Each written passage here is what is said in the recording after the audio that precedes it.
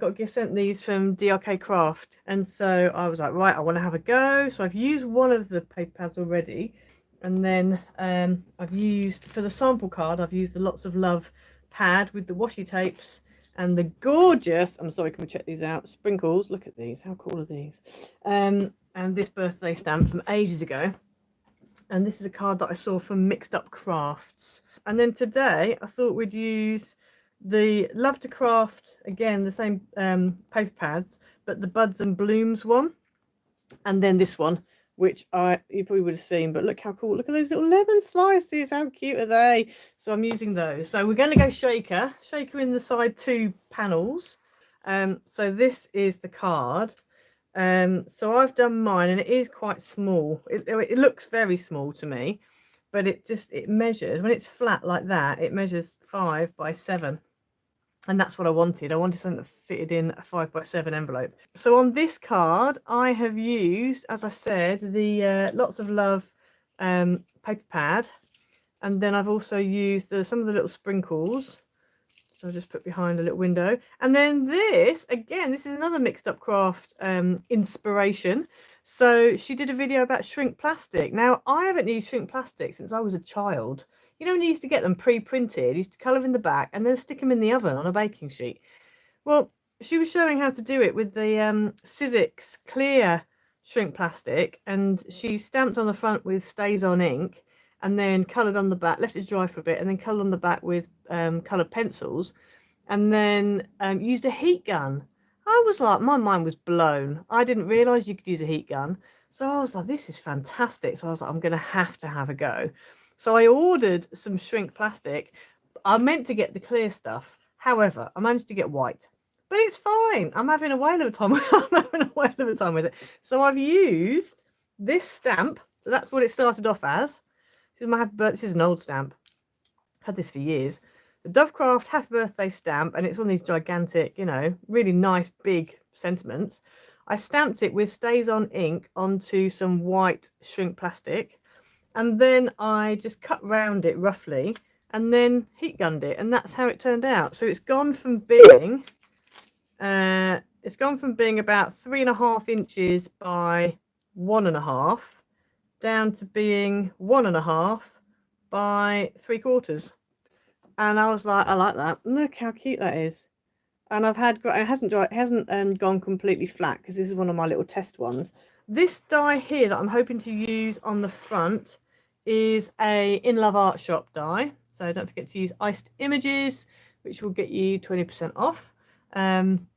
Really like it. I think it's really cool. So I've cut it out twice. Cut it out of navy and also out of yellow, and I'm going to stack them so that what the navy is just showing at the back there. Right, so we have 2 base pieces that are 4 inches by 5 inches. Now I've just realised these are navy, so obviously they're dark, and I'm hoping you guys are going to be able to see it. But once I've cut stuff and whatever and scored, you'll be able to see. Get your 2 pieces, and so on the 4-inch edge, you're going to score at 1 inch, but you're only going to score 1 inch down. So I'm going to do that little trick that we got taught the other week. I'm going to put it roughly where 1 inch is, and I'm just going to score down to 1, and then we're also going to do the same at 3 inches. So 1 inches and 3 inches. Turn it round, do the same on the other side. I can't see exactly where 1 is because I've had my head in the way, so I'm guessing roughly. Doesn't matter too much, we can, you know. So there's 1 and 3, and I've just come down roughly about 1 inch. I can correct that in a minute and just, you know, double check where I'm coming down.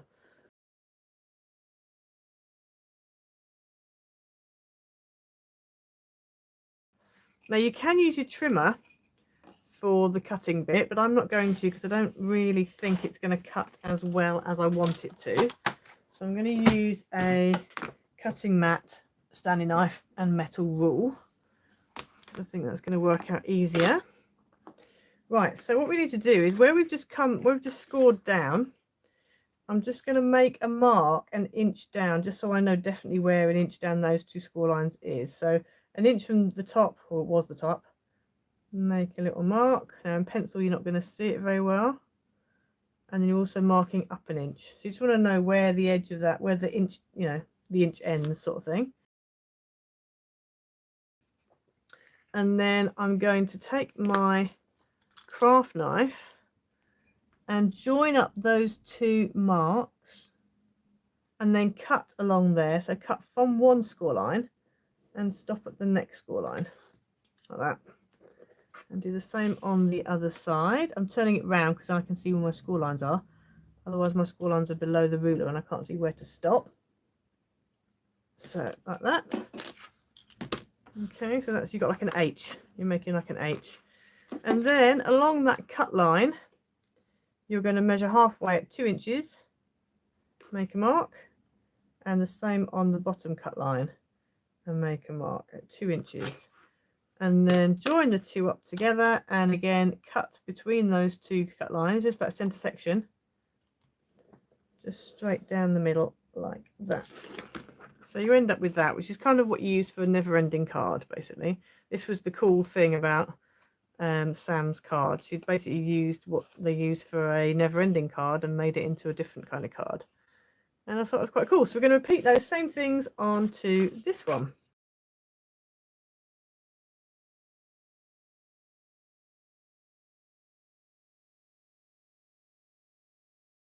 Right, so you end up with that, 2 of them. Okay, so now what we're going to do is these 2 lines, well these 4 lines that we've scored are just going to be mounting folds. So I'm just going to fold them back on themselves. So if you've ever made a never-ending card, you'll see where this is going. Well, you'll see where it used to be going. Obviously we're not going down that road, but you'll recognise it. So there we go. So you have 2 pieces that look like a trapdoor. So there's your 2 trapdoor pieces. So then we're going to take a bit of glue and add a bit of glue. So if I turn this around like this whole section here, that strip, we're going to add glue or red tape, but something strong. And then we're going to take this one, face it the opposite way and overlap. And you want to make sure that when you're sticking it down, you're butting it on the inside. You're not, you're able to kind of, it goes right up against the edge. It's not overlapping this score line here. So the whole thing folds down like that. Just make sure I've definitely got that in. Yeah. Okay, so that's the base of your card. So on the middle here, obviously you've got a bit of a overlap, but once you put your mat and pattern on, you don't really notice it so much, so I wouldn't worry too much. If you want to hide it, you can. So these, you'll need 2 mats, and these are 2 3/4 by 2 3/4.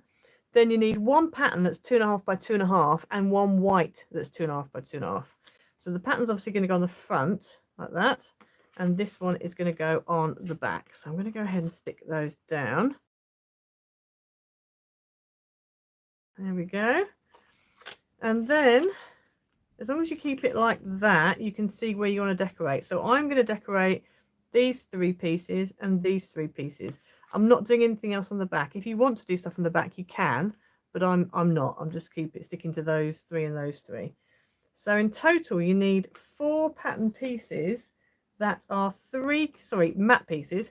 4 matte pieces that are 3/4 by 1 3/4, and 4 pattern pieces that are 1/2 by 1 1/2. And they're going to go on these little rectangles here. And then these 2 pieces here, 2 matte pieces that are 3/4 by 3/4, and 2 pattern pieces that are 1/2 by 1/2.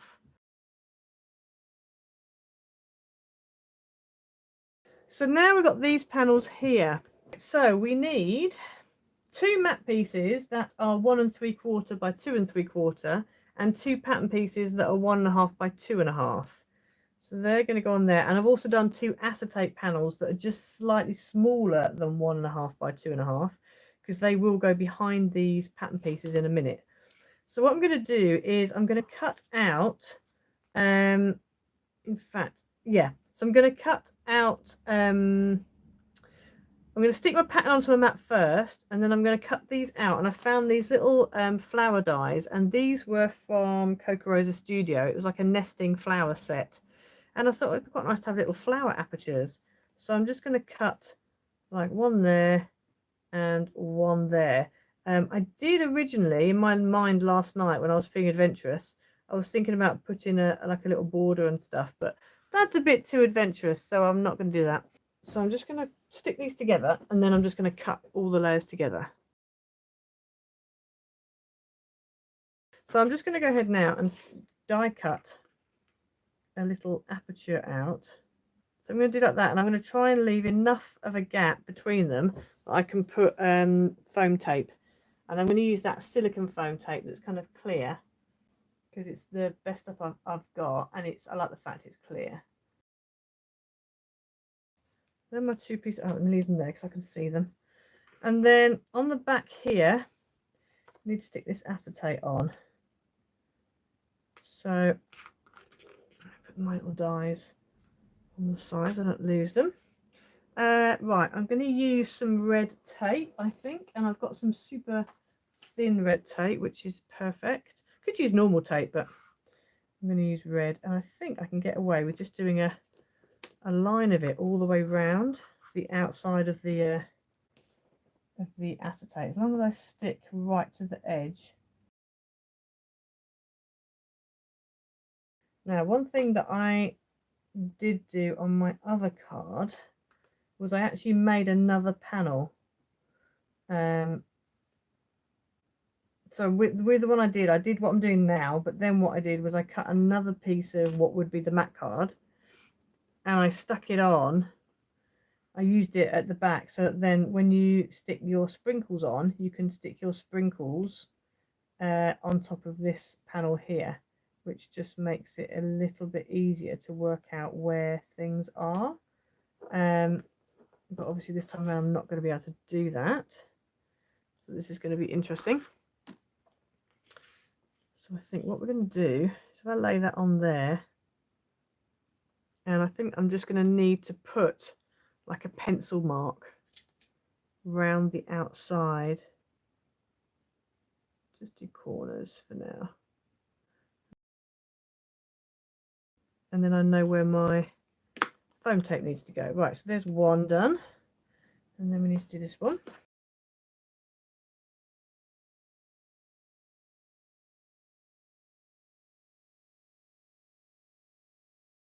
Right, so I'm using this see-through silicone foam tape, and I'm hoping it's not going to get in the way of the panel. No, it looks like it's okay. Yeah, it looks like I think I've got enough of a border. That's why I went for a small die. I didn't want to be too close to the edges. So this, in case anybody hasn't seen this is clear silicone foam tape. I got mine from like red tape. I got mine from DRK Crafts, but I really love it. I think it's really, because it's really sticky. It's very sticky, but it's sort of a bit jelly like, and it's just very useful. I like the fact it's clear, and with it being sort of sticky, you know, sometimes with foam tape you can end up with it on your fingers, like it comes off, bits of it come off. Well, this doesn't do that, which is good. I'm also going to put a little bit of a line along this middle section here, just so that then I can make sure that it doesn't all fall through. Now, obviously yeah, I think it'll fit. Yeah, that should fit. Does that fit? Let's just try it. Yes, it does fit. Fabulous. So then I am going to, I should have done this a bit of a different way round, I think. I then need to sprinkle my sprinkles on, and because I've got a top and a bottom, let me just make a bit of a line so I know where my tape's going to be. So my tape's going to be about here, just for sprinkle's sake.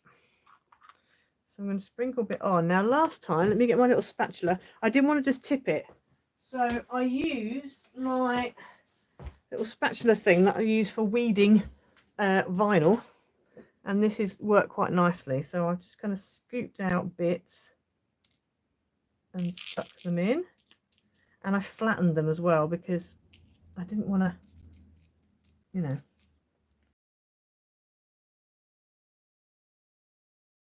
So now we need to go ahead and stick this down. I'm just going to put that there to weight it, otherwise it's going to ping up. And this is a tricky bit, and I never know whether you should take your backing off your tape first or after. I think there are pros and cons for both, because if you do it after, then you work, you know, you kind of risk jogging and pinging it all off. But if you do it first, you then run the risk of it all sticking to it. So yeah, I think there's pros and cons for both. And this needs to go over the top like that. There we go. Stick it down well. And there's the first one done. That's cool. That's about right. It's difficult to know how much to fill them, but because it's not, the windows aren't that big, so it kind of, you know, it works. Right, so then we're going to do this one. And this one I'm going to do the other way around. So I'm actually going to get got my panel. I'm going to put red around the outside, and I'm just going to make a little bit of a mark so I know where my middle foam tape piece needs to go.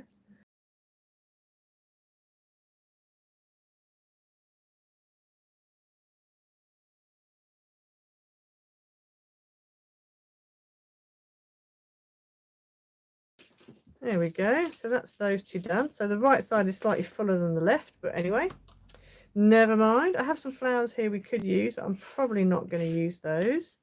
And then we just need to sort out the sentiment. So I've got this "thank you so much," which I was going to put across the front like that. So I just need to stick the "thank you so much" onto the back. Right, that's going to go on the front like that. I'm going to use silicone glue behind it. And there you go. There you have your winged panel card, 5x7 version. And that one. So there you have it. Oh, your two cards, winged panel cards. I think they're quite cool. I'm quite impressed with them. And as I said, they fold flat for a 5x7 envelope. So yeah, I just thought let's add a shaker element on. Why not? Make it a bit different.